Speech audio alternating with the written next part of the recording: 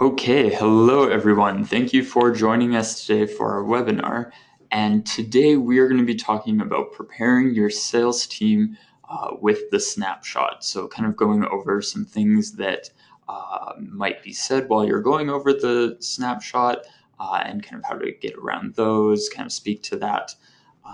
So what we're first going to start off with is, what is the snapshot? Now, a lot of people are probably pretty familiar with this, but in case you're rather new to the snapshot or don't know, it's a report that's personalized and shows how a business looks online.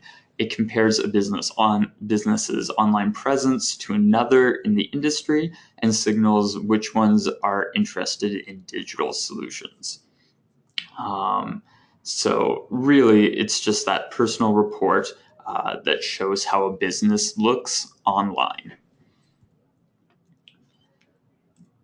And with the snapshot, it's a great way to start a conversation with information that is specific to a particular business. The report has a ton of benefits, such as data that lets you position yourself as the expert, a talk track that is specific to the prospect, prescription for problems the business is facing, extremely low cost prospecting, and a focus on competition and fear of loss. It's a great way to start a conversation. So really quickly, we're just going to go over a brief overview of a couple of the sections of the snapshot. First, we're going to look at listings here. Basically, the listings presence, if you are found on things like Facebook, Twitter, Foursquare, Google, that type of thing. That's kind of showing whether that you're found there or not, and then listing accuracy.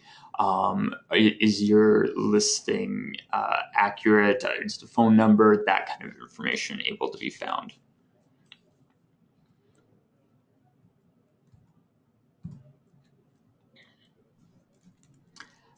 Next, we have reviews, and with reviews, that's just kind of going how many reviews are found, how many per month, the average score of those, and the amount that are there.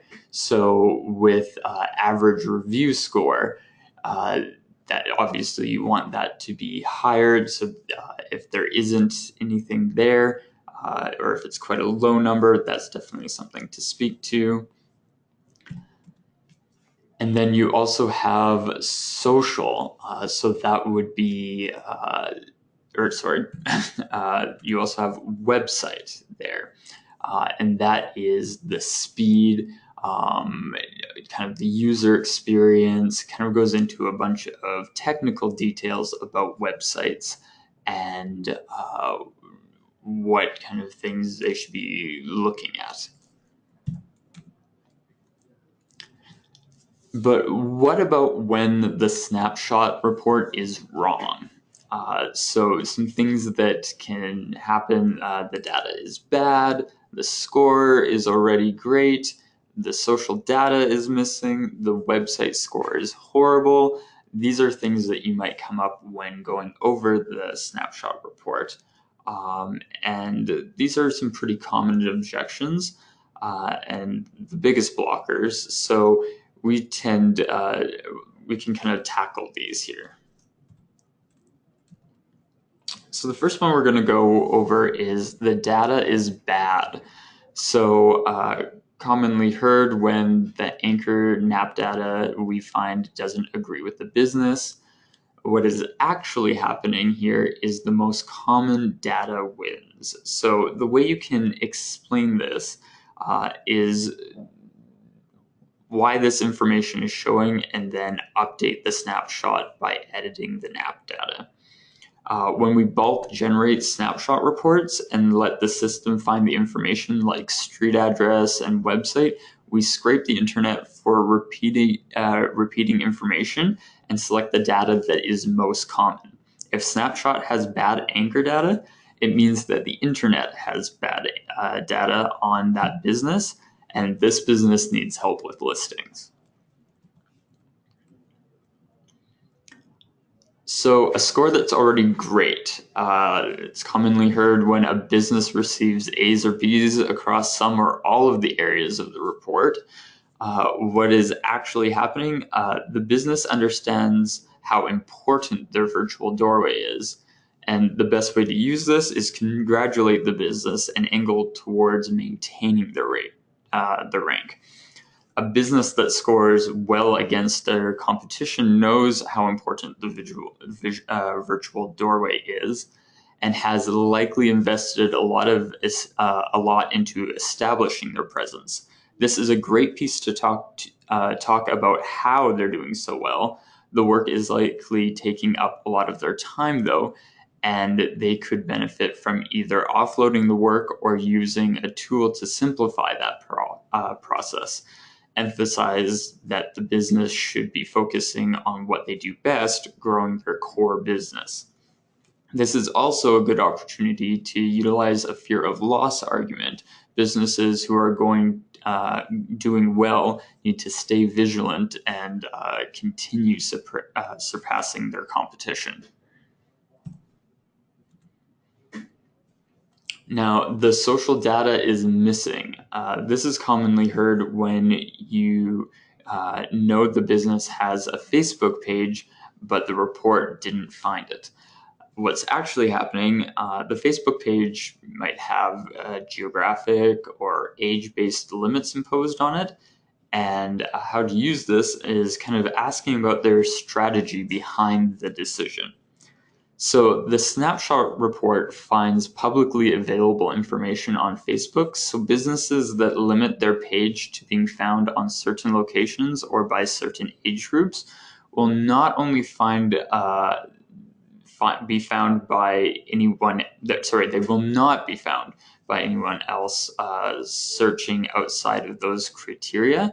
These limitations are often accidental, but block potential customers who might be trying to find them. And the last one here, the website score is horrible. This is commonly heard when you create a website, but the scoring isn't very well. You created the website, but the scoring, it isn't scoring very well. The Snapshot compares sites to Google's latest algorithms, which is a lot to keep up with, and how to use it. Standards and algorithms change all the time at Google. Maybe it's time for a redesign or upsell the client to a website maintenance package, or the last resort, you can just turn it off. So the entire Snapshot report is intentionally harsh. The website section is no exception to that, and the score you see compares the site to Google's latest algorithms. The great thing about Snapshot is it does provide prescription for problems it finds on the site. However, if the client's budget doesn't allow you to make these recommended changes, you can always turn off this section of the report so that you don't need to focus on this part of it. So an important thing to remember basically is that the snapshot does not make up the data. It brings it together from information that already exists. So now we're going to go over a few ways, a few of the right ways to use the snapshot report. So send the report when your prospect will open it. Send only as many reports as you can action. Follow up quickly, be persistent, and choose a few key points to address. So the first one, send the report when your prospect will open it.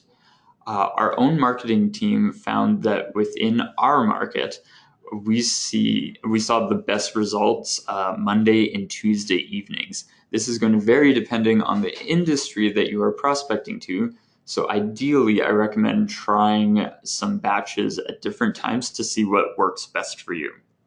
Whatever time you find is best for your prospects, then that's when you should be sending those. Send only as many reports as you can action or follow up on quickly.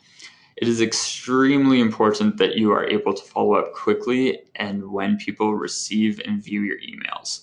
As soon as you see a hot lead come in, best practice is to phone that person right away and ask if they received your email, if they had any questions, and to then start qualifying.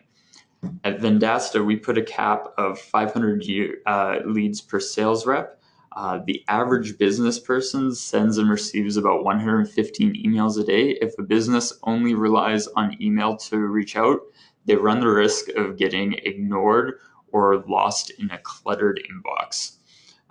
And only one study proclaims that the email marketing outreach has a response rate of 0.03%, which was much lower than telephone-based response at a rate of 8.21. And those are from Salesforce.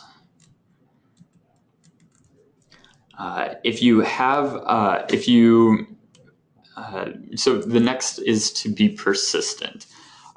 Business owners are very busy, and they don't. You likely won't be on the top of their mind unless you put yourself there. Follow up if you hear a yes or a no, or sorry, follow up until you hear a yes or a no. If you phone once and they don't pick up, don't give up. Leave a compelling voicemail and follow up. A lot of these sales will take a lot more than a couple calls.